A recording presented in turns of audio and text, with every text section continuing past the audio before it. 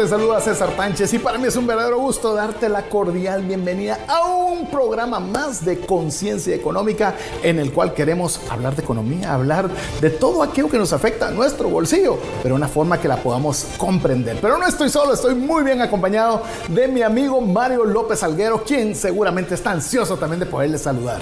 Recuerda, César, que vamos a platicar no solo las formas tradicionales de economía, sino que también de lo que es las nuevas economías, como lo que es la economía descentralizada, economía digital y la innovación, que también va a venir a afectarnos en nuestra salud financiera.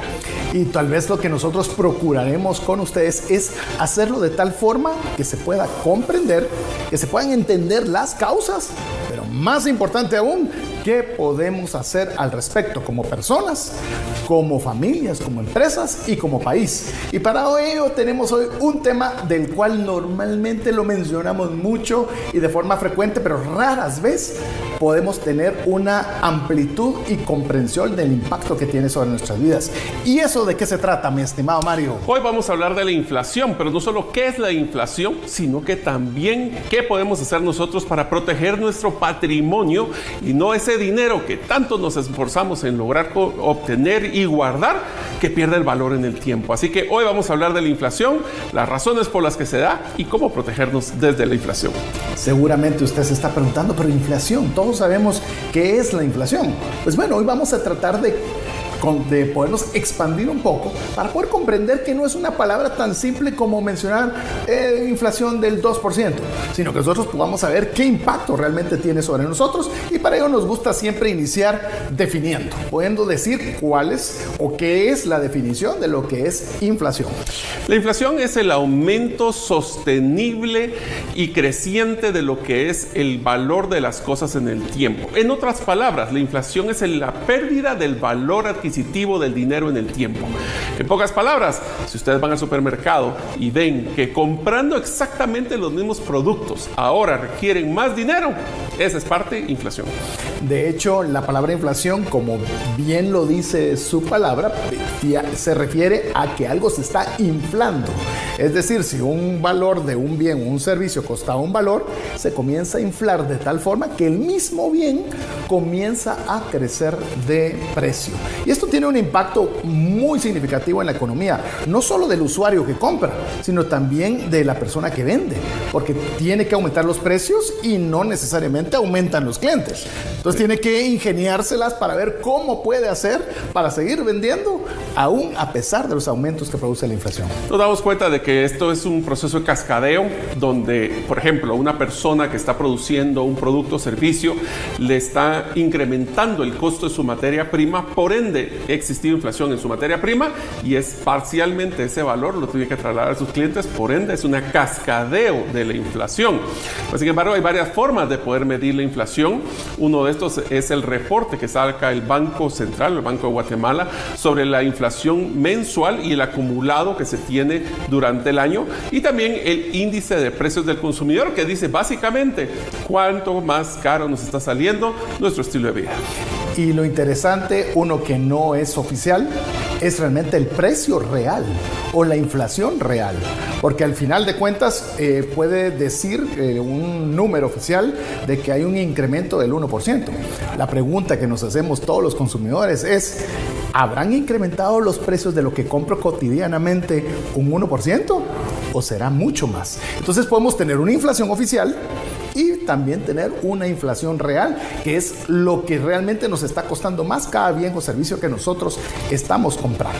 Pero una de las cosas interesantes, César, es que no existe un solo tipo de inflación, existen varios tipos de inflación. Uno de ellos puede ser, y mucho también se amarra en el concepto de oferta y demanda. Yo creo que una de las formas fáciles de poder entender es cuánto es lo que las personas pueden estar requiriendo de un producto o servicio.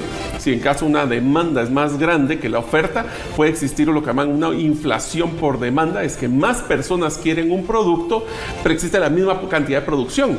Entonces las personas están dispuestas a pagar un poco más con tal de adquirir ese bien o servicio que están buscando. Por eso es bien interesante poder saber cuáles son esos tipos. Como bien Mario ya mencionaba, el primero es esta inflación por demanda, es decir, hay más requerimiento de un producto y la oferta disponible o es la misma o podría ser en determinado caso mucho menos. Entonces esto hace que los precios incrementen. Esa es una forma de inflación.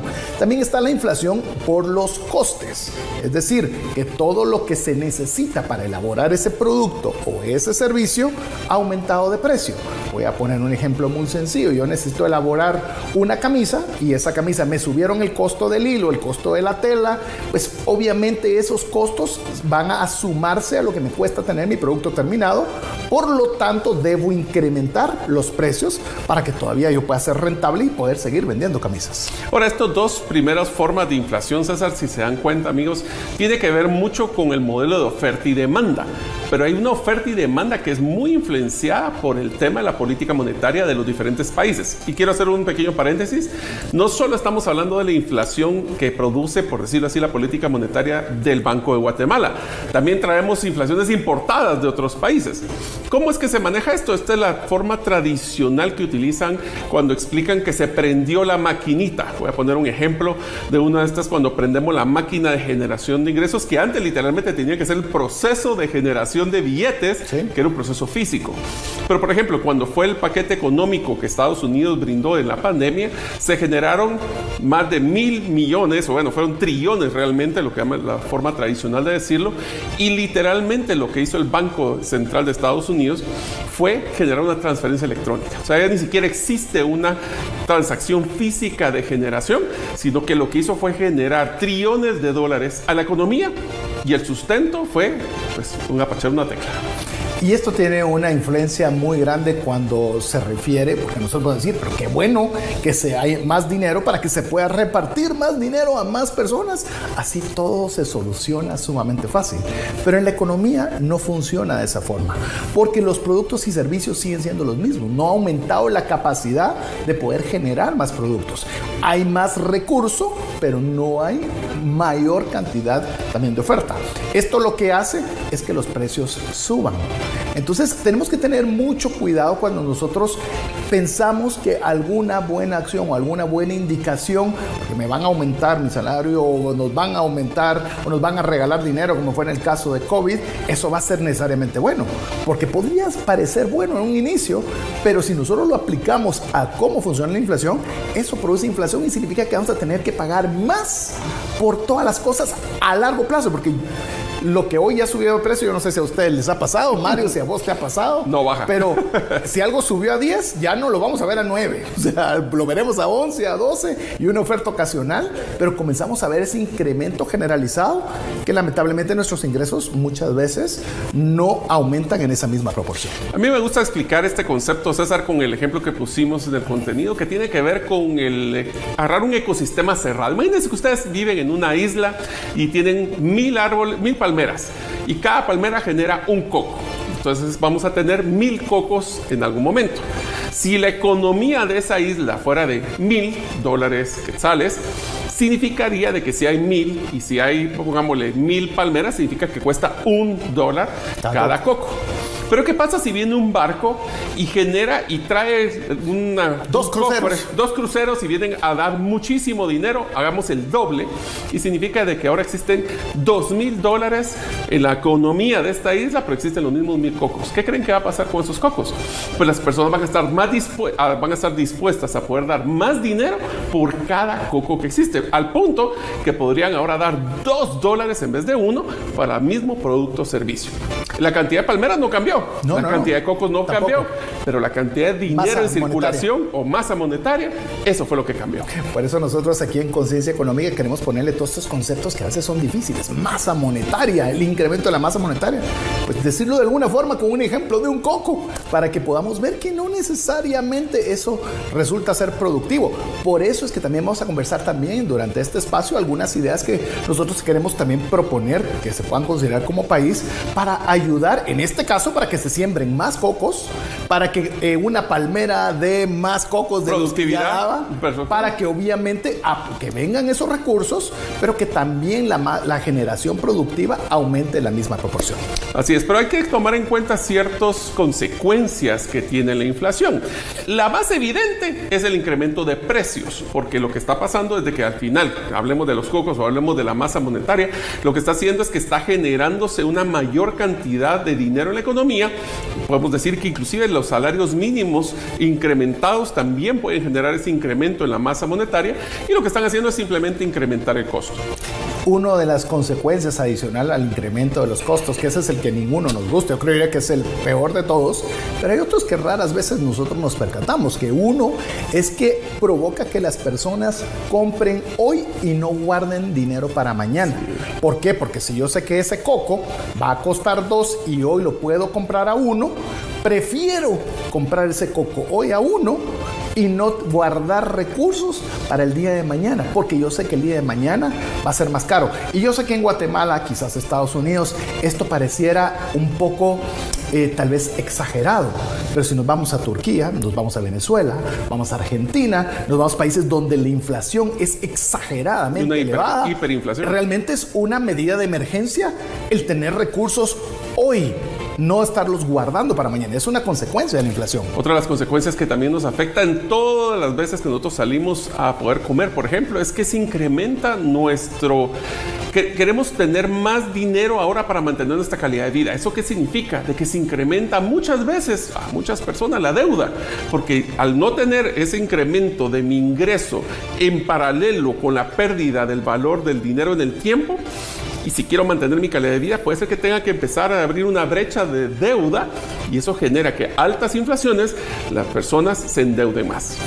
Y esto, o podríamos todavía, lo que bien decía Mario, poderlo extender todavía más, porque inclusive las instituciones financieras normalmente se ven tentadas a poder aumentar las tasas de interés para préstamos, porque también se dan cuenta que el dinero que están prestando hoy es más valioso del que ellos van a recibir de vuelta dentro de varios años después. Entonces, si se dan cuenta, la inflación no es una cosa menor, realmente tiene repercusiones importantes, como ya mencionaba, disminuye el ahorro porque ya no hay un incentivo para ahorrar. Es más valioso mi dinero hoy que el dinero que voy a tener mañana, entonces no vale la pena ahorrar. Y eso es algo que es realmente perjudicial si lo miramos a economía personal y economía empresarial. Y te diría que uno de los factores que es lo más doloroso, es que a las personas que más les va a impactar la inflación son las personas de menores ingresos, porque obviamente están viviendo con una limitación de ahorro, si no es que no tienen ahorro, y ese ahorro se puede ir limitando o eliminando con el simple hecho de mantener lo mínimo, no digamos una calidad de vida muy excesiva, con lo mínimo para sobrevivir. Cada día se vuelve más caro. Esto de forma técnica ustedes lo pueden llamar que es un impacto de forma regresiva. Eso es la forma en la cual se conoce en economía este fenómeno, porque poniéndole un ejemplo muy sencillo, si un artículo cuesta 100 y ahora va a costar 120, pues quien gana 10,000 no le va a agradar que suban los precios, pero lo puede pagar. Pero ¿qué pasa a aquella persona que gana 500? Estoy poniendo un número solo para ejemplificar. Le va a costar demasiado pagar esa diferencia. Entonces, a la persona que tiene menos recursos, esa es la persona que más le va a afectar la inflación. Por eso es que no es un tema menor lo que hoy estamos tratando, el tema de la inflación. Para ver que no es una palabra muy simple, sino que realmente tiene unos efectos sumamente complejos. Pero también vamos a terminar las causas, pero también los efectos, sino también les vamos a dar algunas sugerencias que consideramos a nivel personal y a nivel país que nosotros creemos que pueden ayudar a poder tener una inflación controlada. Uno de los problemas que tenemos, amigos, es que todos nosotros trabajamos todos los días, ya sea como empresa o como persona individual, para generar ingresos y patrimonio. El problema es que ese patrimonio cada día pierde valor. Por eso es que muchas personas ahora, tal vez que tengan un poder adquisitivo un poco más grande, buscan algunas herramientas para poder restringir la depreciación de su patrimonio en el tiempo, buscando alguna reserva de valor. La tradicional ha sido como el oro, y ahora recientemente ya no necesita tener un poder adquisitivo tan grande, pero podemos aplicar la inversión en Bitcoin. ¿Y por qué eso es importante? Porque Bitcoin es uno de los pocos activos, específicamente creo que que el único activo digital que puede mantenerse resguardado de la inflación. ¿Por qué? Porque no depende de la política monetaria de un solo país. Entonces estamos buscando formas, y tal vez lo voy a poner de una forma muy sencilla. Si ustedes tienen un negocio y están generando X cantidad de dinero, y su retorno de tener guardado ese dinero es menor que la inflación, están perdiendo el valor adquisitivo de ese dinero en el tiempo. Por eso es que colocar el dinero en el colchón, como decía el abuelito, no es buena idea, porque ese colchón después cuando lo destapan ya no vale lo que valía hace 5 años. De hecho, esa frase que vos mencionabas, Mario, de guardar el dinero bajo el colchón, nos los decían nuestros abuelitos. Sí. Pero nuestros abuelitos, su quetzal valía el quetzal durante el tiempo. Pero nosotros ya hemos vivido, y lo digo al menos a la edad de Mario y mía, en la cual vimos cuando el quetzal dejó de estar 1 a 1 con el dólar y de la noche a la mañana era al 2, al 3, al 4, al 5, al 6, al 7 y comenzaba a crecer de una forma que nuestra capacidad de compra disminuía grandemente. Entonces, una de las primeras formas, como bien lo mencionabas, Mario, lo que es la búsqueda de un resguardo de valor, que eso es uno de estos consecuencias de la inflación, es que la mayoría de personas comenzaban a cambiar sus quetzales a trasladarlos a dólares para poderlo de alguna forma poder conservar el poder adquisitivo de su moneda. Y usted dice, bueno, pero eso, ya con eso es suficiente. Bueno, quiero contarle qué es lo que sucedió brevemente en Argentina. En Argentina usted tenía su cuenta en pesos y tenía su cuenta en dólares. De forma unilateral, el gobierno dijo, los dólares que tenían guardados ya dejan de ser dólares de ustedes y los vamos a cambiar a pesos argentinos por esta cantidad.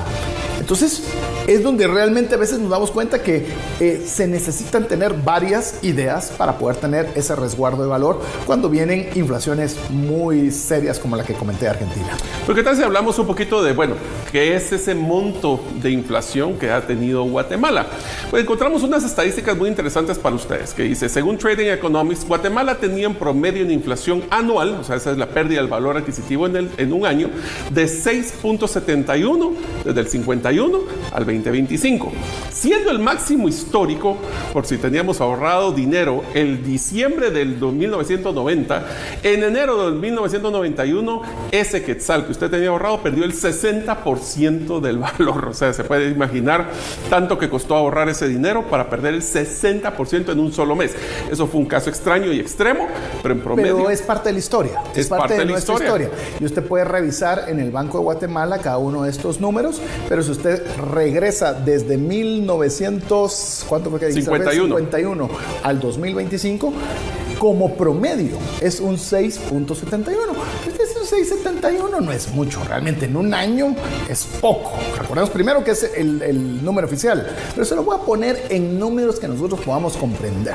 Si usted tenía 100 quetzales hace 10 años, con ese 6.71 de interés, perdón, de inflación anual, pues ahora necesita el equivalente a 154 quetzales, casi 155 quetzales, para poder comprar lo mismo que ese billetito de a 100 le servía 10 años atrás. Eso es lo que es la inflación. Y eso multiplíquelo usted por todas las compras de bienes y de servicios que usted compra. Es impresionante. Y te voy a decir algo, Mario, y es algo que realmente a mí me duele. La inflación es tan dañina, pero tan dañina, que yo estoy seguro que ha influido en gran manera hasta en el número de hijos que tiene una familia. Ah, sí, sale más caro. Por supuesto, porque no podés tener los mismos recursos. Yo no sé cómo fue tu caso, pero en mi caso solo mi papá trabajaba, mi mamá se quedaba en casa y todavía sí nos alcanzaba para tener una casa, para que mi mamá estuviera con nosotros todo el tiempo y caminaba. Hoy la mayoría de hogares, si no trabajan ambos, no alcanza para seguir adelante. Y eso en buena parte es consecuencia de la inflación. Te lo voy a poner así. Mis abuelos, 4 hijos. Mis papás, 3. Yo, 2. ¿Será que eso tiene que ver cuántos tendrán tus hijas? Entonces ahí es donde nos damos cuenta de que el poder adquisitivo también afecta a estas decisiones. Les voy a dar un par de datos interesantes solo para que lo comparen con otros países de Latinoamérica. Este es un dato dado por Bloomberg en línea de cuál fue este primer semestre del 2025. Y solo voy a dar 2 ejemplos. Bueno, el primero es Guatemala, para que lo tengan en mente. Dice que tiene un acumulado de 1.79, pero en el mismo periodo, Argentina, 39.4. O sea, en 6 meses, 39.4. Bolivia, 23.96. Pero le voy a dar un par de datos interesantes. Hubieron países que no se tuvo inflación, se tuvo deflación, que es que ganó valor adquisitivo, y este fue El Salvador con menos 0.17, Costa Rica menos 0.22 y Panamá menos 0.4. O sea que sí puede existir inclusive un modelo donde se valore o se gane valor las monedas. Curiosamente, 3 países centroamericanos, aunque Panamá no le gusta considerarse que sea realmente centroamericano, pero es interesante. Entonces, la deflación es buena, como mencionó Mario, estos 3 países. Eso será tema de otro programa. Pero por lo menos al momento es importante saber que la inflación es algo serio y es algo que tenemos que ponerle mucho cuidado. Te lo voy a complementar. El problema más grande de la inflación es que es similar el comportamiento a un interés compuesto. Por supuesto. La inflación es acumulativa. O sea, perdí el valor y ahora pierdo el valor de ese valor original que se había perdido. Pero vamos a entrar, creo que, un corte para poder explicar en el siguiente segmento cómo me voy a proteger de la inflación y qué puede hacer el gobierno de Guatemala para protegernos un poquito de esa situación. Así que le animamos a que usted siga con nosotros en Conciencia Económica después de que usted escuche mensajes importantes para usted.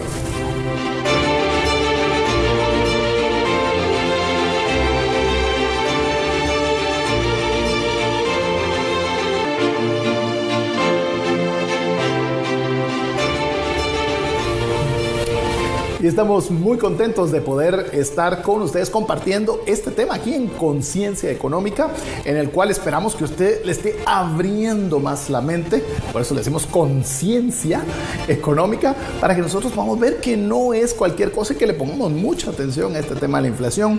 Por eso hemos conversado hasta este momento lo que es la inflación, los tipos de inflación, las consecuencias que tiene la inflación en nuestra vida cotidiana, para ahora poder conversar sobre qué podemos hacer nosotros para podernos proteger o al menos tener alternativas de contrarrestar lo que es la inflación, porque muy poco realmente vamos a poder hacer nosotros para poder cambiar la inflación, para poderla reducir y ojalá eliminar, pero al menos podemos hacer algo nosotros como personas, como empresas, para poder tener un resguardo de lo que tanto nos ha costado generar y producir.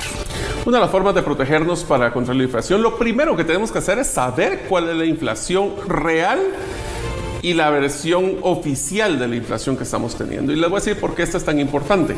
Porque con una de las primeras formas que tenemos que utilizar para protegernos es buscar productos financieros que generen como mínimo la rentabilidad equivalente a la inflación. ¿Esto qué quiere decir? Si la inflación estamos hablando que fue un 10%, tengo que buscar productos financieros que como mínimo me generen ese 10% para poder proteger mi capital en esta depreciación que está teniendo. De hecho, algo bien interesante, y lo conversábamos con Mario, en las reuniones que se están haciendo de las grandes tesorerías de las empresas más grandes de Estados Unidos, en estas reuniones donde se junta para tratar distintos temas, han llegado a la conclusión que su labor más importante de tesorería para un CFO en las empresas más grandes de Estados Unidos es el resguardo del capital generado. Ya no es ni siquiera expansión, sino cómo lograr preservarlo ante la inflación. Por eso lo que mencionaba Mario, si usted tiene una actividad productiva donde va a generar un 10%, pero la inflación real es del 10%, pues realmente no estoy generando mayor cosa, simplemente estoy preservando a cero lo que tenía hace un año. Y esto trasladémoslo a nivel individual. Si usted va a colocar un recurso para poderlo ahorrar, para poderlo poner a trabajar y le va a generar menos de la inflación, realmente se deberían considerar algunas otras alternativas que complementen su estrategia para que usted no pierda dinero conforme pasa el tiempo. Vamos a poner un ejemplo de una de las inversiones tradicionales que se utilizan por muchas personas en los diferentes niveles económicos que tienen. Y una de las que usualmente dicen es: queremos invertir en la bolsa. Entonces, en la bolsa de acciones de Estados Unidos. Y una de las cosas que tenemos que estar claros es que invertir en la bolsa significa de que el retorno que me da esa acción debería de ser como mínimo el tema de la inflación real. estamos hablando que lo mismo aplica para invertir en otras herramientas financieras como lo que son bonos indexados o lo que es inclusive Bitcoin. Sí, y Bitcoin sí, gracias a Dios, tenemos Yo creo que está separado. Está bastante protegido en ese sentido porque el retorno de Bitcoin ha sido mucho más alto que la inflación en la mayoría de los años que ha existido. Sin embargo, siempre hay que tomar en cuenta que cuando hacemos cualquier tipo de inversión es clave que tengamos cuidado en el riesgo que estamos manejando, porque las inversiones todas tienen riesgo y por querer buscar un riesgo menor y un retorno tan alto para protegerme, puede ser que entremos en áreas donde las inversiones pueden ser hasta algún fraude, así que hay que tener siempre cuidado a la hora de hacer inversiones. De hecho, es un tema que queremos conversar en este espacio, hablar sobre los fraudes financieros. Ya vamos a hablar. Porque definitivamente hay demasiados fraudes y si a usted en alguna oportunidad le dicen, mire, combata la inflación y le tenemos este activo financiero que le garantiza, mire, ya, váyase de ahí. Sí, las garantías de retorno. No hay nada. No hay, donde usted invierte, hay, como bien lo decía Mario, lo que es el riesgo que está asumiendo por la posibilidad de un retorno. Por ejemplo, si usted invierte en el Standard & Poor's, ya que Mario tocó el tema de la Bolsa de Valores de Estados Unidos, el Standard & Poor's recopila las 500 mejores empresas de Estados Unidos. Y quiero darle un dato sólido. Por lo menos en los últimos 70 años, el retorno del Standard & Poor's promedio es del 10%. Para que usted tenga una idea. Tampoco van a pensar que es el 80, ¿no? Sí, pero a mí me dijeron que Nvidia dio un montón de... Nvidia, no la Nvidia, sino la empresa Nvidia, ha generado un retorno muy importante. Sí, hay empresas separadamente que tienen temporadas muy buenas. Pero cuando usted comienza a ver las alternativas, debe ver que al menos en su promedio a través del tiempo, Mario habló de Bitcoin, busque el promedio de lo que Bitcoin haya podido tener retorno en sus 16 años de existencia, así el Standard & Poor's, para que usted pueda ver si es una alternativa que le va a ayudar a que con el incremento que tengan usted pueda preservar el valor de sus recursos. Otro de los temas que vamos a hablar en un futuro es también relacionado a lo que es la inversión en bienes inmuebles. Y el bien inmueble usualmente es una inversión más a mediano o largo plazo. Pero tenga mucho cuidado en el sentido de los bienes inmuebles, y es que existe una evaluación, o sea, se va evaluando, va generando valor esas propiedades. ¿Por qué? Porque entran en el concepto de oferta y demanda, donde hay más necesidad de tierra y hay menos la tierra la misma. Pero una de las cosas que tenemos que tener cuidado es cuando hacemos la inversión, valga la redundancia, en un bien inmueble para renta o para alquiler. ¿Por qué? Porque cuando nosotros hacemos esto, estamos pagando a veces el préstamo y la renta puede ser que no me genere lo suficiente. Primero, para pagar la renta, y segundo, si el retorno es menor que la inflación. Pónganse a pensar, si tienen un bien inmueble, tiene un valor, es un activo que también puede usarlo para financiar, pero está generando la rentabilidad suficiente para poder sustentar la inflación que estamos teniendo de todo lo demás en nuestra vida. Y como ya lo mencionó Mario, eso lo conversaremos en otro programa, pero quiero cerrar por lo menos esta alternativa de resguardo ante la inflación, en que bien lo dijo Robert Kiyosaki en uno de sus libros, la rentabilidad de un bien raíz se hace en la compra. Es decir, cuando usted hace una compra en la cual vaya a ser a un buen precio que le permita tener ese retorno que sea superior a la inflación. Otra forma en la cual uno puede optar para tener este resguardo ante la inflación es, pues obviamente, considerar monedas que sean, como se suele decir, monedas duras o monedas que son más fuertes. Fácilmente podemos pensar en el dólar, fácilmente podemos pensar en el euro, quizás podemos incluir a la libra esterlina, y puedo decir, a nivel Guatemala tenemos una muy buena moneda. El quetzal se ha caracterizado, y puedo decirlo, por una buena gestión de política monetaria en ser una moneda bastante sólida. Entonces, cuando usted va a hacer, mire, es que voy a hacer una inversión y es en pesos argentinos, vale la pena considerarlo no tanto. Inclusive, voy a mencionar algo más. Mencioné Argentina. México hizo lo mismo. Sí, pasó por una devaluación. México hizo lo mismo. Y es una economía muy fuerte, pero pasó por una hiperinflación. Y una hiperinflación es considerada... Y el cambio de dólares a pesos. Que fue lo mismo que pasó en El Salvador, que cambiaron de colones a dólares para protegerse de la inflación también. Al revés. Y una hiperinflación es cuando se considera una inflación exorbitante, usualmente doble dígito o triple dígito en algunos casos. Otra de las formas de poder protegerte, y esta es aunque es muy tradicional, y usualmente nuestros abuelos hubieran recomendado esto mucho, es invertir en metales preciosos, en joyas, en oro. Lo que pasa es que hay que tener cuidado de dónde voy a guardar esos metales preciosos, pero el oro y la plata han sido tradicionalmente y por cientos de años uno de los lugares de resguardo de valor más fuertes porque, de nuevo, al tener un producto que es finito, con una demanda creciente, el valor del oro y la plata siempre ha crecido. Usualmente ha crecido, no siempre, pero sí usualmente. De hecho, lo vamos a también a conversar en alguna ocasión. En buena medida se debe a que son materiales que son escasos, que son útiles y que duran en el tiempo, lo cual les da un valor que por lo menos puede proyectarse a la alza con relativa facilidad. Así que, bueno, esto no significa que es una licencia para que ahorita voy a comprarme un collar nuevo, voy a comprar un anillo nuevo, pero sí es una buena forma de poder tener algún tipo de resguardo. También otro que ya lo conversaba Mario, y creo que hoy día no podemos cerrar los ojos a que las criptomonedas es un tema de conversación, y criptomonedas me voy a circunscribir a lo que son, lo que es Bitcoin y lo que son las stablecoins, que básicamente son criptomonedas que están uno a uno con el dólar. ¿Qué diferencia tienen? Es que son muy fáciles de poderse conseguir, y hay países, por ejemplo, en el caso de Venezuela, donde no se pueden conseguir dólares. En el caso de Ecuador y Bolivia, que están comenzando a tener ese mismo problema, no pueden conseguir los dólares, pero sí es viable poder conseguir un stablecoin, es decir, un dólar digital uno a uno y poder seguir transaccionando con ello. Entonces resulta ser algo bien interesante como resguardo de valor para estos países, o, y lo digo de una vez, usted tiene que hacer su debida diligencia investigando todos los pros y contras, pero Bitcoin ha demostrado ser un resguardo de valor muy bueno desde su creación. Son 16 años en adelante. El Salvador, Mario, lo estás viendo cómo ha tenido también sus inversiones en Bitcoin, le ha ido bastante bien. Vamos a seguir platicando de las siguientes opciones de cómo protegerme de la inflación después del corte y escuchar esos lindos mensajes de todas las personas que nos apoyan aquí en TV Azteca.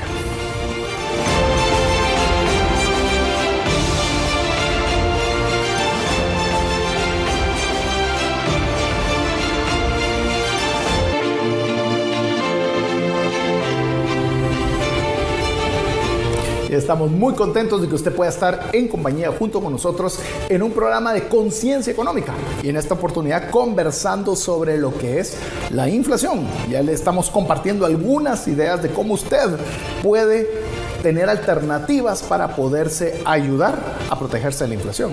Y quiero decir algo, usted dice, mire, qué bueno todo lo que está comentando, pero yo no puedo invertir en acciones, no tengo capital suficiente. Pero bueno, hay alternativas donde puedo comprar un poco de plata.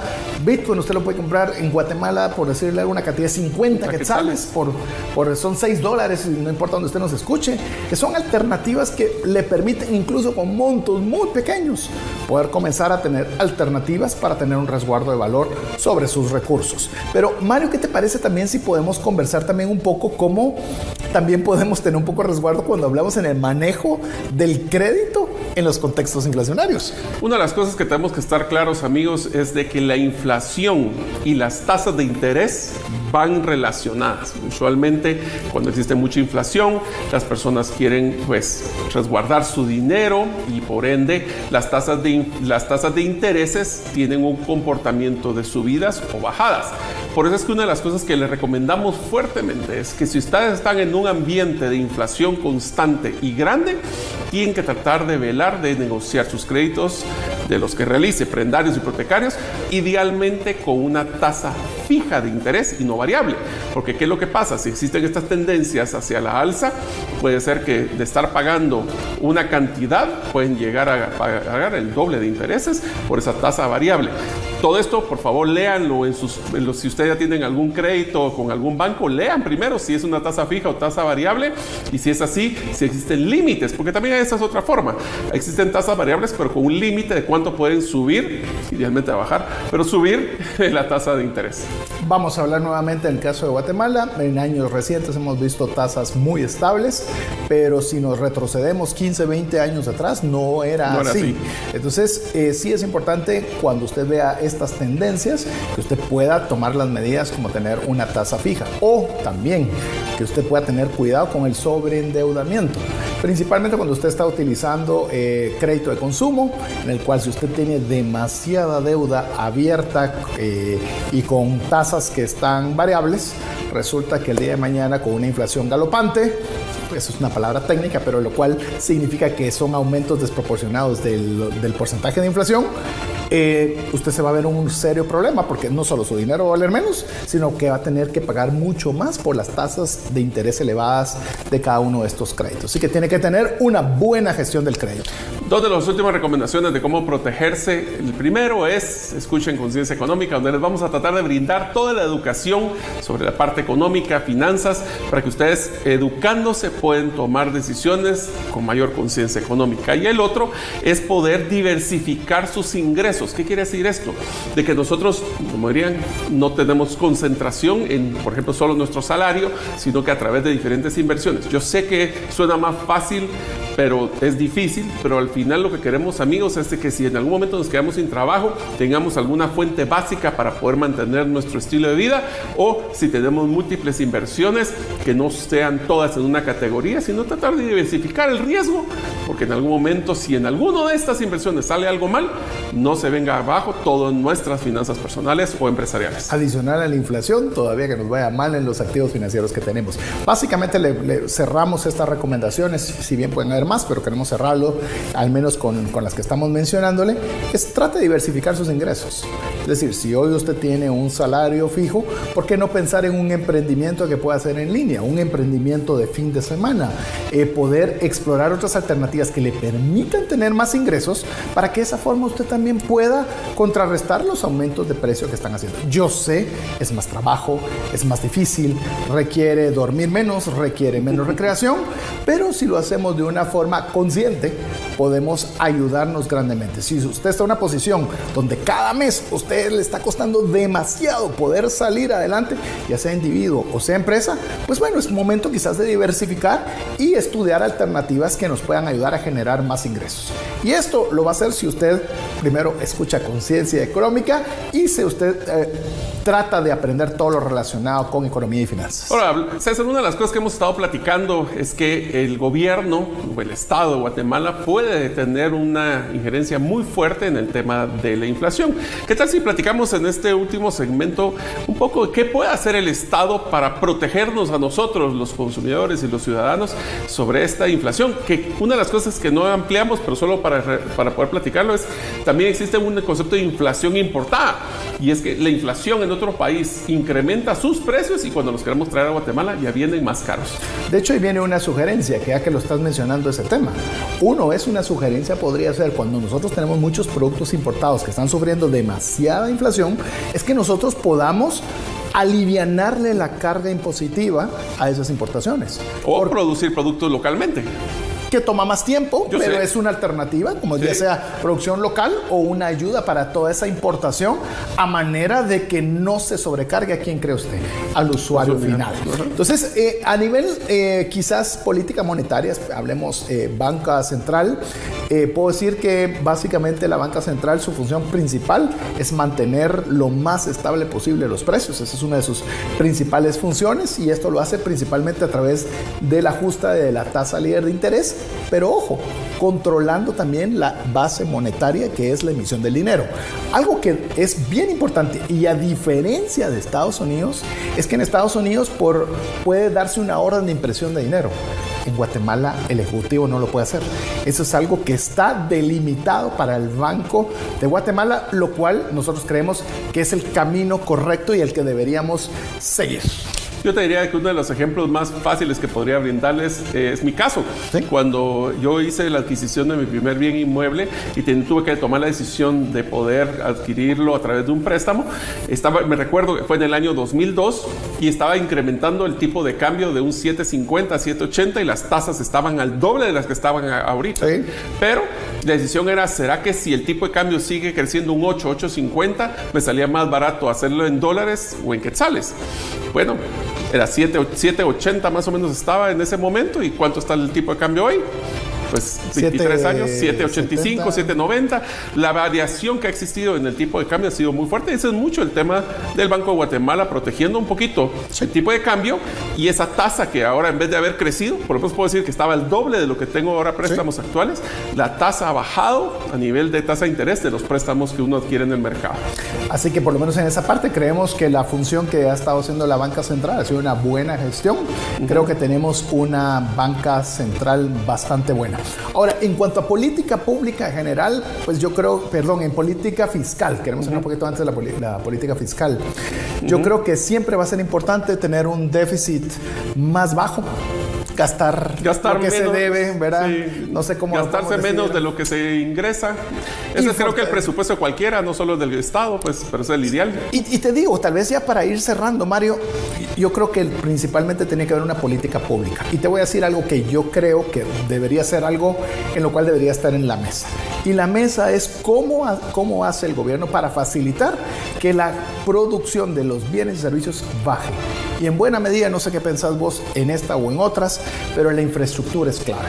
Si tenemos una buena infraestructura de país, baja el precio del transporte, baja repuestos, bajan los tiempos de movilización, acceso y todo a eso hace que baje los costos y tengas productos más productivos. Yo sé que se dice fácil, pero ese es el camino si queremos realmente tener controlada la inflación a largo plazo y bien. Parte de lo que vamos a estar platicando en Conciencia Económica, inclusive, es que vamos a hacer análisis un poco del presupuesto del Estado. Y yo les hago una pregunta a ustedes, amigos. Ustedes, por casualidad, han visto cuál es el déficit o ganancia o pérdida que tiene ese presupuesto. Porque ahí nos vamos a dar cuenta de lo que está mencionando César. ¿Cuáles son esas políticas públicas para definir si estamos gastando lo que están recaudando o se le está pasando la mano, ¿no? Inclusive quiero cerrar con que este es el otro tema que también queremos compartir con ustedes. Se dan cuenta, tenemos muchos temas que queremos compartir, pero buena parte de la gestión de la inflación va a ser tener una política de salarios responsable. Y eso involucra muchas cosas y por eso queremos conversarlo en un programa detenidamente para que usted vea, ¿será bueno que me aumenten el 50% de mi salario a todos? Bueno, le dejaremos esa inquietud para otro programa donde conversaremos sobre este tema. 50% de salario mínimo incrementado, la inflación atrás, así como la avalancha que viene persiguiendo a las personas. Pero bueno, eso es una de las cosas importantes que tenemos en Conciencia Económica.